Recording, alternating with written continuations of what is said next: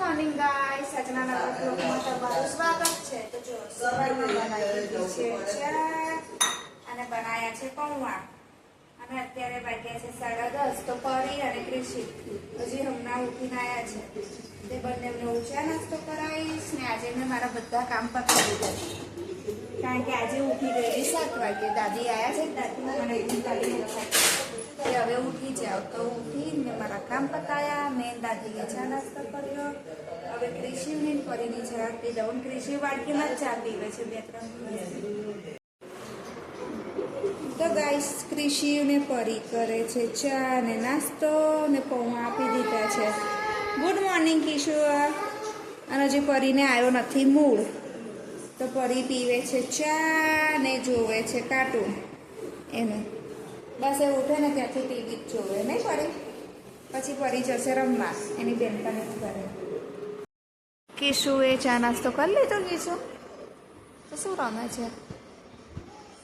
બસ તો બસમાં ફરવા જા, પિકનિક કરવા.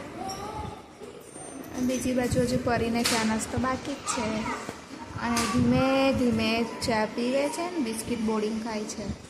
એનું ધ્યાન નાસ્તા કરતાં ટીવીમાં વધારે છે. શું કીશું? બસ ઊભી કરી દીધી. તો ગાઈસ, હું રાહ જોઈને બેઠી છું કે બંને જણ ચા નાસ્તો કરી લે એટલે પછી હું એ લોકોને નવડાવી દઉં. પણ હજી ચા નાસ્તો કરવાથી ઊંચા આવતા નથી અને કિશો રમવામાં વ્યસ્ત થઈ ગયો છે.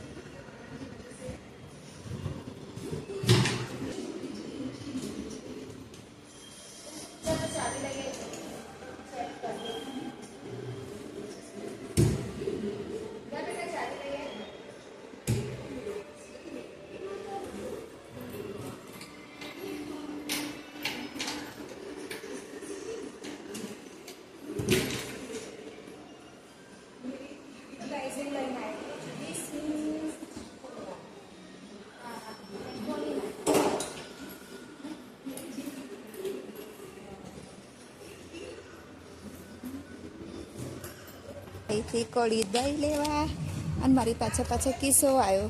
અને કિસ્સો છે ને રડતો આવ્યો ને. કિસ્સો કોને માર્યું મને બતાય. ગોલું એ પકડ, ટીચી નાખીએ આપણે બેવ. ગોલું ને આપણે બેવ પકડીને મારીએ. તો 3 જણ બેઠા છે. તે કેમ કિશુને માર્યું? બનાવ્યું છે કોરું ભીંડાનું શાક, પછી બનાવી છે રોટલી, ભીંડાની કઢી છે. હવે કિશુ ખાવા બેસશે નહીં. જા બાને કે બા ખાવા કાઢી આપે. અને આ બાજુ છે ને એક રોટલાનો લોટ વધ્યો હતો તો રોટલો બનાવું છું એટલે પછી અમે જમીશું. કૃષિ શું ખાય છે? Mango ice cream. અને હાથથી ખાય છે. બોલો, ચમચી સાઈડમાં નાખી દીધી અને મેંગો આઈસ્ક્રીમ ખાય છે.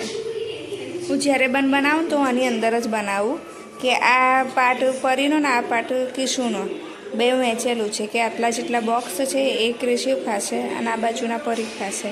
નહીં કિશુ? કેવો લાગ્યો? બહુ મસ્ત. ફરી બનાવી આપીશ.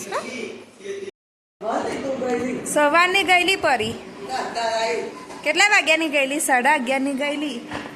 હજી હવે આવી. ચા પીધી બેટા? પીવી છે? અને પરી કિશુ તો આજે તારી રાહ જોઈ જઈને કંટાળી ગયો નહીં?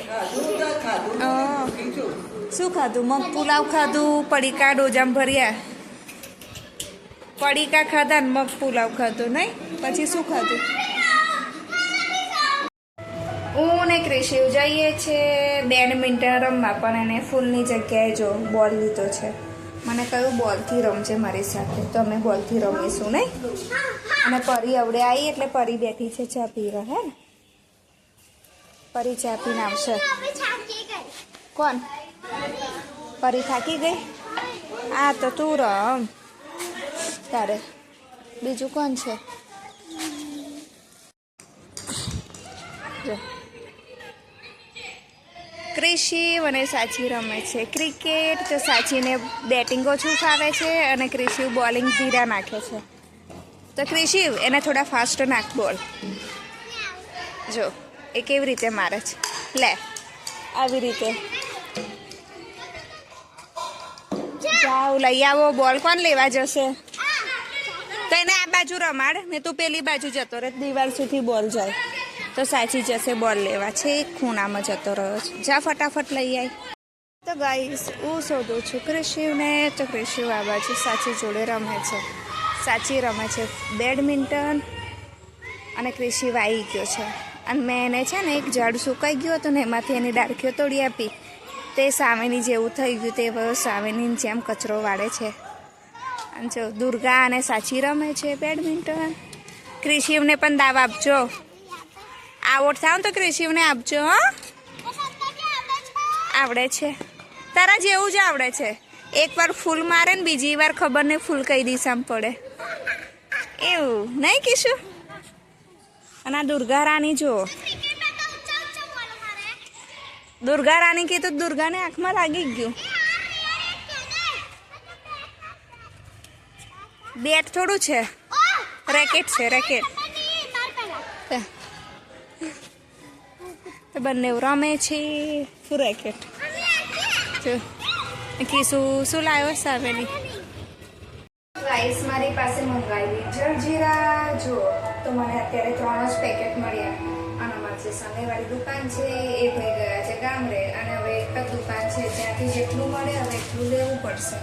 કારણ કે એક દુકાન જ છે અમારી સોસાયટીની આજુબાજુ. બીજું બધું બંધ છે.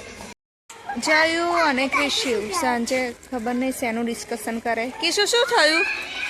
તો કિશુ આ બાજુ જતો રહ્યો.